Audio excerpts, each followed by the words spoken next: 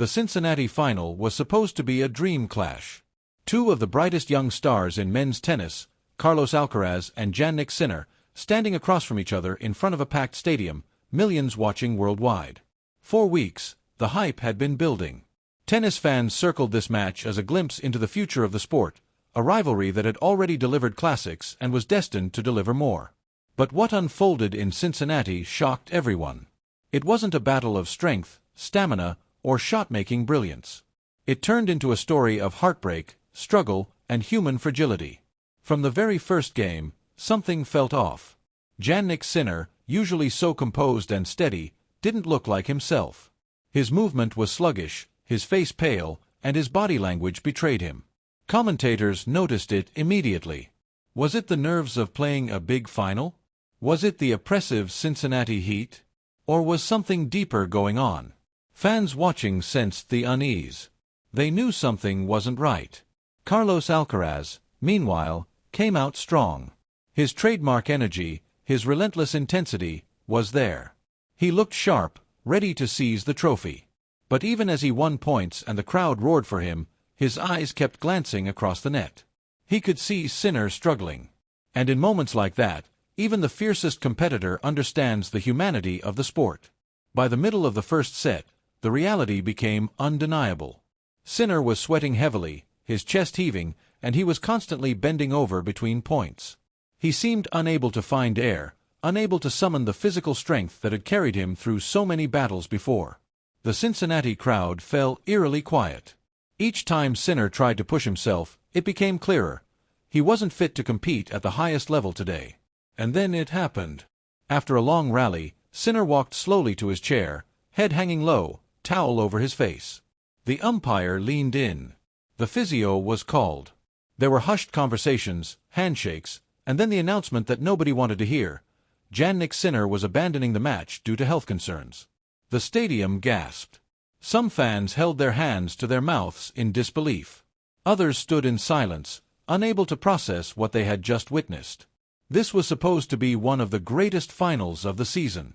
Instead, it ended with heartbreak.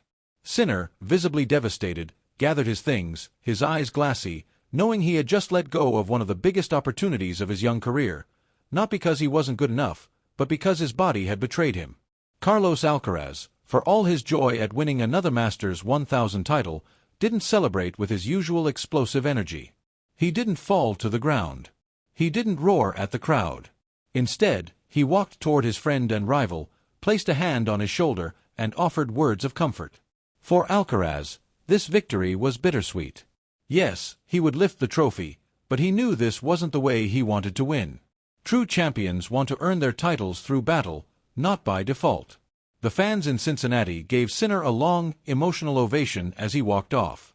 They knew how much courage it takes to even step onto the court in less than perfect condition, let alone in a Masters 1000 final. They knew he had tried his best, and they respected him for making the tough decision when his health was at risk. Social media exploded instantly. Messages poured in from across the tennis world.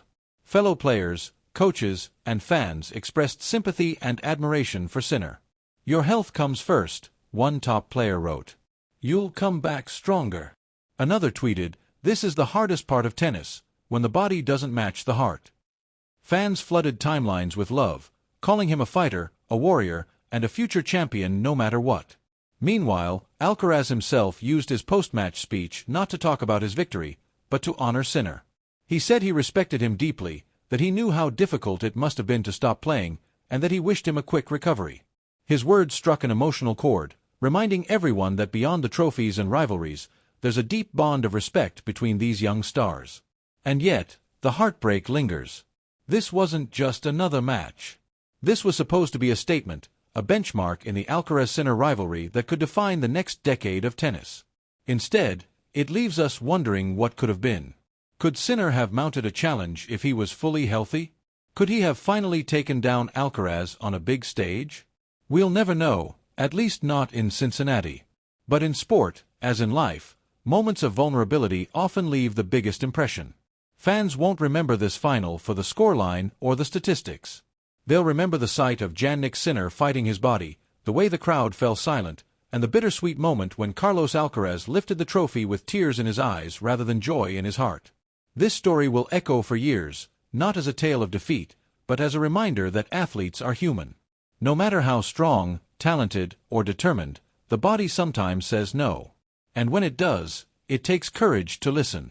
For Jannik Sinner, this will no doubt fuel his fire. He has always been known for resilience, for bouncing back stronger after setbacks. The tennis world believes this heartbreak will only make him hungrier, sharper, and more determined when he steps back onto the court.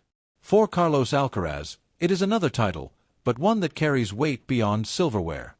It is a reminder of what it means to compete not just as an athlete, but as a person who respects the game and his opponents. As the sun set over Cincinnati, the trophy ceremony was marked by a strange mix of emotions: pride, sympathy, sadness, and hope. It wasn't the ending anyone expected, but it was a moment that captured the unpredictable beauty of sport. In the end, Cincinnati 2025 will go down not as the match we dreamed of, but as the night Jannik Sinner's body gave out, the night Carlos Alcaraz showed grace in victory, and the night tennis fans were reminded why they love this sport. It's not just about winning or losing, but about the human stories that unfold on the court.